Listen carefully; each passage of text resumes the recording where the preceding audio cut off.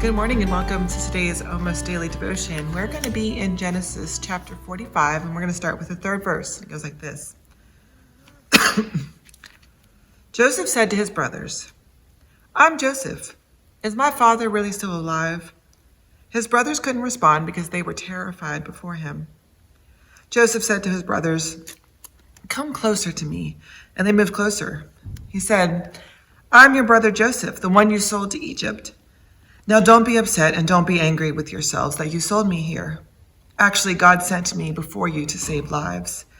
We've already had 2 years of famine in the land, and there are 5 years left without planting or harvesting. God sent me before you to make sure you arrive and to rescue your lives in this amazing way. You didn't send me here. It was my God who made me a father to Pharaoh, master of his entire household, and ruler of the whole land of Egypt. Hurry, go back to your father. Tell him this is what your son Joseph says. God has made me master of all of Egypt. Come down to me. Don't delay. You may live in the land of Goshen, so you will be near me, your children, your grandchildren, your flocks, your herds, and everyone with you. I will support you there, so you, your household, and everyone with you won't starve, since the famine will still last 5 years." He threw his arms around his brother's neck and wept, and Benjamin wept on his shoulder. He kissed all of his brothers and wept, embracing them. After that, his brothers were finally able to talk to him. So it's such an interesting situation when Joseph's brothers show up at the palace asking for help. His brothers had not been incredibly nice to Joseph. His brothers had been incredibly awful to Joseph. Now, to be fair, Joseph had his own share of the blame. He was not a very nice person either. When Joseph and his brothers were living together in their father's household, Joseph was kind of a jerk. He was. He flaunted around his favored status. He made his brothers feel less than and had them wait on him, and he got special gifts. And so you can understand why there's resentment on both sides, why there would be resentment on both sides. But it turns out time does give you a different perspective. And so Joseph decides when his brothers show up to be honest. Now, he could have made a lot of choices. He could have made a lot of choices.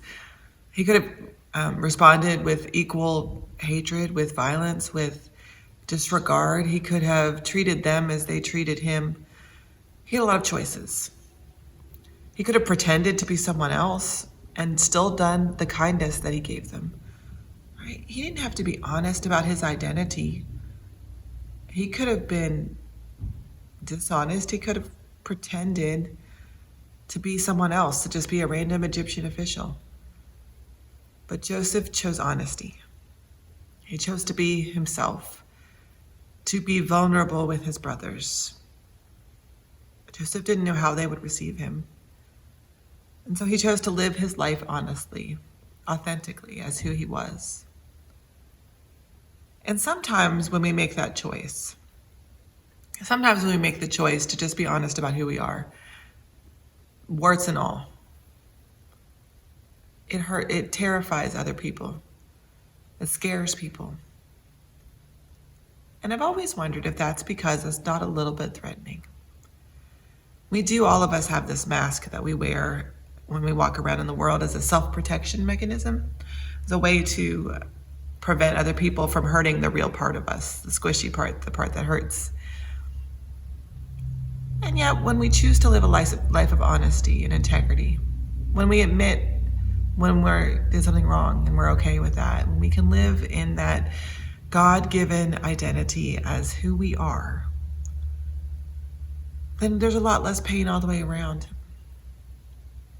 It may scare people at first. It may be difficult for people at first. It may be something that people find challenging at first. But you know what? That's okay. You're not responsible for other people's reaction to your honesty. Now, I don't mean to go around and be a jerk. I don't mean that you can let go of all societal niceties and, just, wear sweatpants all the time. That would be nice sometimes. I mean that when you live your life honestly, with integrity as who you are, as who God made you to be. And you're not responsible for how other people react to that. So go and live. Say, I am Joseph, and be honest about who you are. God bless.